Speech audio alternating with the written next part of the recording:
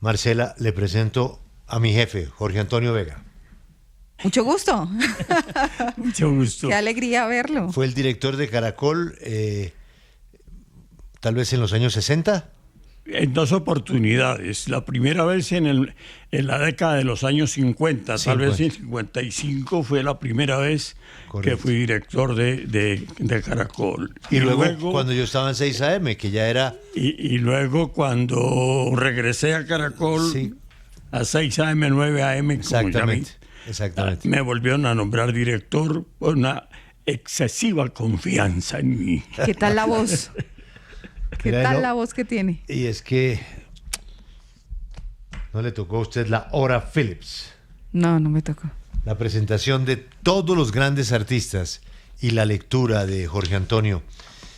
La seriedad con que se asumía un Última Hora Caracol. Sí. Leer ese noticiario, como ustedes decían, era un privilegio único, ¿no? Las grandes voces solo lo podían hacer.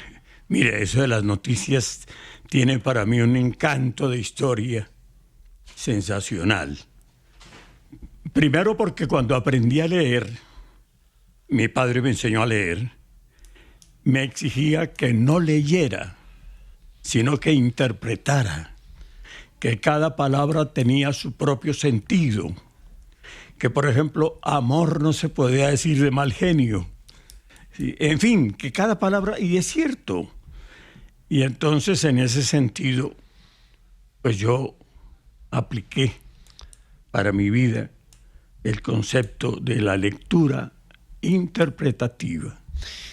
Maestro, hoy estamos aquí alrededor de un amigo que trabajó con usted y que era mucho menor que usted, sin embargo se nos fue, pero dejó una huella muy interesante. Por eso quiero que volvamos a la Caracol suya.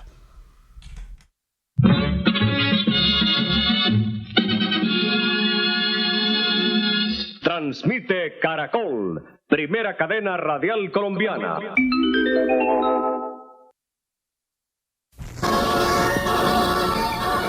La Compañía Colombiana de Tejidos S.A. Coltejer presentó el noticiero Caracol Última Hora. Servicios internacionales de Associated Press y France Press y nacionales de Noticias Caracol. 3 emisiones del lunes a sábado a las 7:15 de la mañana, 1:15 del mediodía y 7:15 de la noche. Los domingos a las 7:15 de la mañana y 1:15 del mediodía.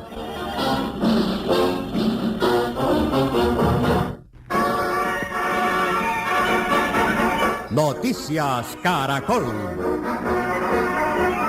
Última Hora informa.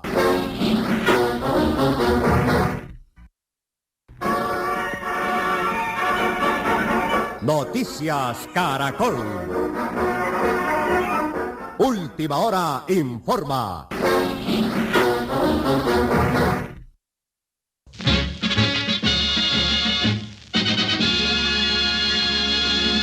Con ustedes, emisoras Nuevo Mundo, sus emisoras Caracol en Bogotá.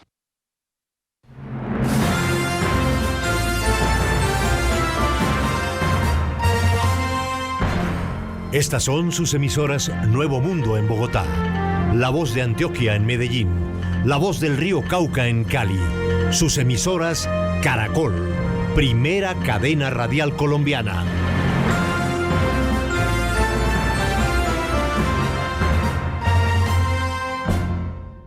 Y podríamos seguir con la nostalgia, pero quería emocionarlo porque...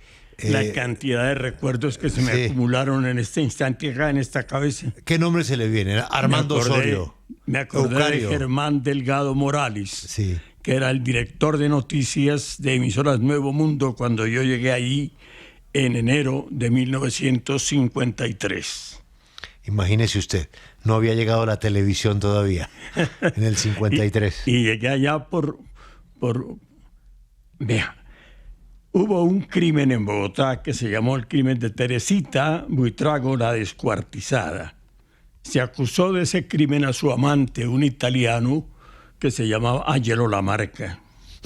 Eso ocupaba las páginas de los periódicos y todos los días era la información de semejante hecho por allá en el año 49, por ahí sería, 48, 49. Cuando llegó el momento del juicio, el juez, el fiscal, el defensor, yo me atreví a transmitir eso por La Voz de Colombia. Yo en ese tiempo era director de la emisora La Voz de Colombia. Y entonces transmití. Y eso fue considerado un atrevimiento bárbaro, transmitir el proceso de un crimen a través de la radio. Cuando La Voz de Colombia a las 6 de la tarde todos los días transmitía el Santísimo Rosario. Yo dije, bueno, pero eso es a las 6 y esto es a las 7, es otra cosa. Eso fue comentado con tanto interés por los periódicos y por el ambiente, que pues yo fui a donde Fernando Londoño Henao, que era el presidente de Emisoras Nuevo Mundo, la naciente Caracol todavía. Y le dije, yo soy Jorge Antonio Vega, yo me atreví a transmitir el proceso de Angelo Lamarca, y así como ese atrevimiento tengo muchas más en la cabeza para la radio. Y me dijo, ¿y qué? ¿Le quiero trabajar con usted? Eso es todo. Y me recibió. Y al poquito tiempo me nombró director de la emisora, por ese afán de creatividad, sí, de los contenidos. Hablemos de las voces que acabamos de escuchar. Posterior a Cañavera, a semejante voz que tenía Julián Ospina. Ah, caramba. Sí. Que eso era impresionante, ¿no? Juan Clímaco también tenía muy buena voz. No, y este muchacho que acaba de fallecer también, Álvaro Uribe González, ayer también falleció, tiene una voz preciosa. Yo llamó y la voz de un amigo mío que lo tengo aquí enfrente, las voces naturales, que son voces preciosas.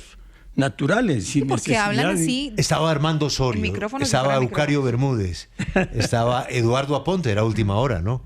Estaba Julio Nieto Bernal. Ah, caramba. Estaba Otto. Bueno, estaban todos sus pupilos. Sí. Unos tipos impresionantes. Y ahí estaba... Y alternaba yo también por las noches en turnos de esos castigadores con Julio E. Sánchez Vanegas. Bueno, pero y ahí después había Chupe, ¿no? Sí, claro. Sí. Carlos Pinzón, en fin. De la radio vieja. La radio de siempre. Había un señor que yo lo admiraba tanto por la capacidad creativa que tenía. Se llamaba Luis Betancourt Tolosa. Claro. Maestro de muchos. Jorge Antonio, y en ese grupo de gente surgió un muchachito bajito que lo trajo Julio Nieto de Bucaramanga, se lo presentó a Fernando Londoño y comenzaron a promover locuras en la radio juvenil. Su nombre, Alfonso Lizarazo, quien acaba de fallecer. ¿Qué recuerda usted de Lizarazo? Llegó a la Nuevo Mundo, se llamaba así. Él tuvo un soporte grandioso, una persona que lo ayudó, que lo orientó, porque era su paisano. Se llamaba Julio Nieto Bernal. Claro. Julio fue como un soporte grande para Lizarazo. Sí.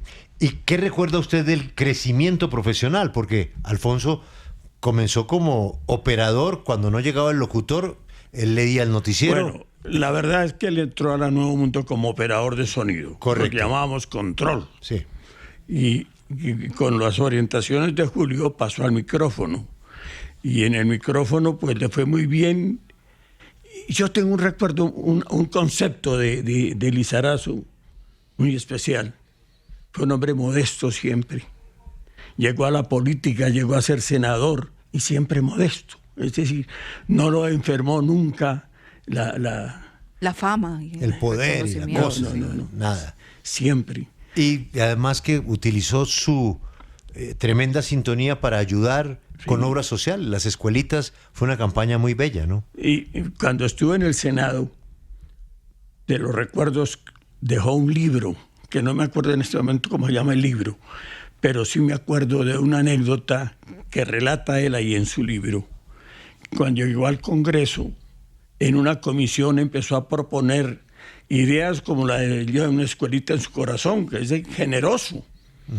Y que alguien no menciona el nombre, entre otras cosas por prudencia, que alguien de los miembros de esa comisión le dijeron: ay, hombre, no venga a proponer esas vainas, proponga cosas que nos den plata.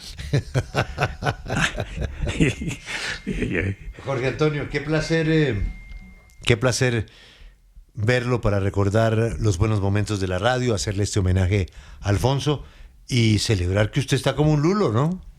Sí. Pero vea usted lo que está el destino de la gente, ¿no?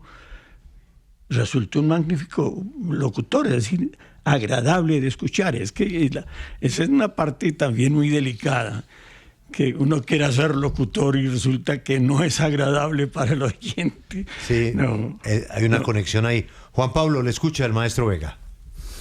No, maestro Vega, qué honor poderlo saludar en esta jornada y yo quisiera también acudir a sus recuerdos de la radio, porque si usted nos contaba que en el 49 ya estaba en La Voz de Colombia, ¿a usted le tocó entonces transmitir o hacer algo en aquel aciago abril de 1948 cuando mataron a Gaitán, o todavía no estaba en radio? No. Cuando el 9 de abril yo todavía no estaba, pero sí fui víctima de eso. Porque estaba en el último año de colegio, 16 años, ¿no? Es decir, culparon a la radio de promover la revolución y la ratería que se despertó en la ciudad y en otras ciudades también, la rapiña. Uh-huh. Lo que nunca dijeron fue quién dio orden de abrir las cárceles ese día, por la tarde después de la muerte de Gaitán. Sí. Eso no lo dijeron. Entonces viene un desquite, un afán de castigar a la radio y ponen unas exigencias extraordinarias para la licencia de locutor. Establecen segunda categoría a los que comenzábamos, primera para ya gente con una experiencia y una que era exclusiva para gente bien, primera y noticias se llamaba esa. Eso era para gente, aparte de los conocimientos y de la voz tenía que tener como cierta recomendación de su familia bien, de ser de buena familia. Qué asco. Maestro, un placer verlo y ojalá que nos volvamos a reencontrar en estos micrófonos. Son los suyos. ¿A qué? Nos volvamos a reencontrar en estos micrófonos. Ay, Dios mío. Para mí esto es una satisfacción personal enorme por la historia de tantos años de mi vinculación con Caracol y todo lo que hice, aparte de ser director 2 veces, la producción de mis programas, el último, el programa musical, artístico, humorístico y de concurso, etcétera, fue La Hora Phillips, que duró 10 años diario, de lunes a viernes. Se hacía en el radioteatro, ¿no? En el radioteatro, con orquesta en vivo, con artistas mundialmente famosos. ¿La orquesta de planta de La Hora Phillips era la de Marcos Yilques o de quién era? Marcos era panameño, ya murió. Sí. Él llegó a Colombia para jugar béisbol en la costa. Y como no le fue muy bien en el béisbol, recurrió a la trompeta, que también era otro instrumento de trabajo. Y le fue bien. Sí. Marcos y la gente bailaba en la radio, ¿no? La gente iba a bailar. Pero La Hora Phillips comenzó con una orquesta española de Luis Rovira, se llamaba. Pero, a ver, creo que tenemos el jingle de La Hora Phillips. Después. Buenas noches, comenzó nuestro programa para nuestros radioyentes y que inviten a sus parientes. Buenas noches. Olviden penas pasadas y disfruten del programa. La Hora Phillips. Su programa. Ahí está su voz, ¿no? ¿Eh? Esa era su voz. Ese es él, ese es él, qué impresión. Claro, y sigue siendo. ¡Qué maravilla! ¿Sí? Yo tengo un agradecimiento muy especial por Luis Carlos García Gómez. No le dice nada ese nombre. No. Un barítono colombiano de alta escuela. Él no cantaba nada popular. Y tenía una academia para enseñarnos a colocar la voz. Y, en fin, en esa escuela, para colocar la voz, me encontré con un muchacho que también tenía su debilidad artística y después en el colegio cantaba en el coro y yo me le hacía al lado para pegármele. Ese era Víctor Hugo Ayala. Casi nada. El himno nacional. Y nuestro profesor para la voz, para dominar la voz, para para conservarla además, fue Luis Carlos García Gómez, barítono antioqueño. Víctor Hugo, época de Carlos Julio Ramírez, ¿no? Sí, pero... Que también era barítono, ¿no? La diferencia es que Carlos Julio era sin escuela. Sí. Carlos Julio era así porque sí. Y creo que ni se dio cuenta. ¿Y a dónde pudo haber llegado, no? Ay, Que decía, semejante voz. Semejante voz, semejante capacidad. Pero, en fin. Cada cual con sus debilidades. Jorge Antonio, un abrazo y bienvenido a su casa, a Caracol. Gracias, Julito. Y no sabes cuánto gusto sentí ahora cuando te estreché en mis brazos. Y yo también. Gracias.